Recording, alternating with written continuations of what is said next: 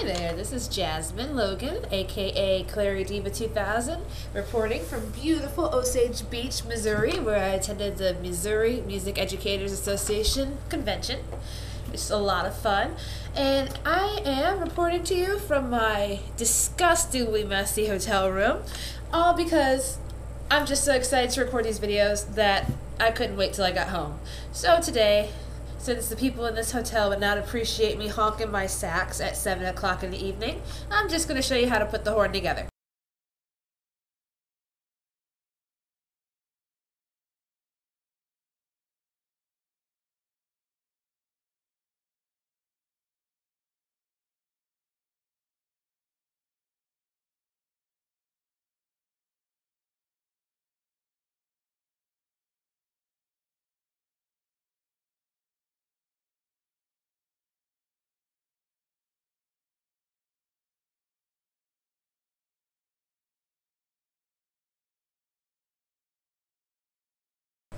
Okay, first thing first, when you're putting your saxophone together, you should already have your neck strap on.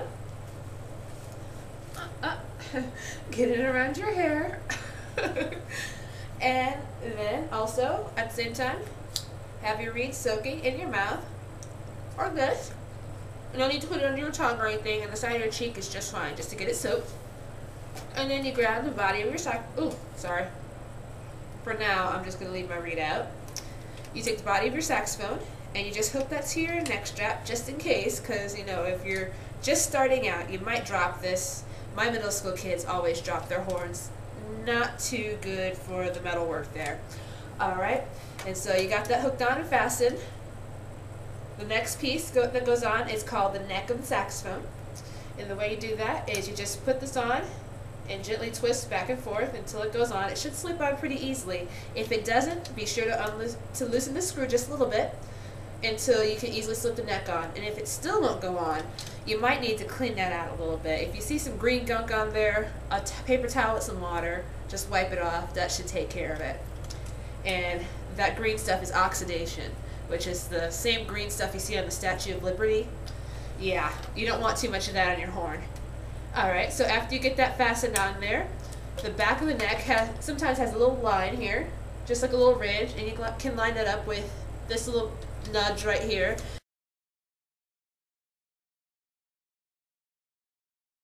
Your octave key.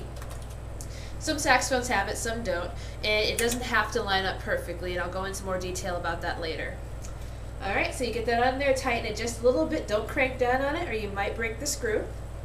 The next piece that goes on is the mouthpiece.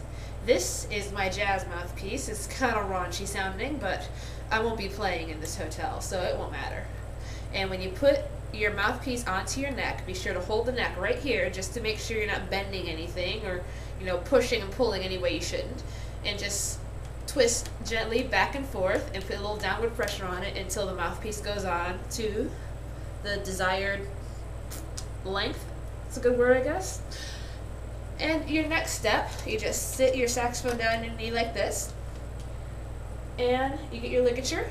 And what I would suggest is to put the ligature on first, just so you don't accidentally bump your reed with it. And then just loosen it up a little bit, kind of hold it in place with your thumb. Take your soaked reed, and you slip it down butt first. This is the bottom of the reed's called butt. You just kind of slip it behind your ligature so that it's being held on like so. And you want to line up your reed so that only a little bit of the mouthpiece is showing up on the tip behind it. And then once you get it to the... you also want to line your reed up with the two little ridges on either side of your mouthpiece. It should line up perfectly parallel. Once you get everything worked out like that, hold it in place with one thumb and twist with the other hand. On almost every ligature, the screw is going to be facing to the right, so in your right hand. If you find yourself screwing with your left hand, unless you have just a really weird ligature, you probably just have it on upside down.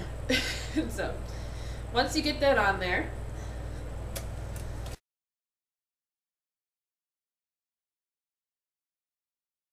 you just put your horn upright. Adjust your neck strap so that your mouthpiece goes directly into your mouth If you've ever leaned your head back or looked away really quickly and accidentally hit yourself in the mouth, that means your neck strap is perfect. And then you're ready to play.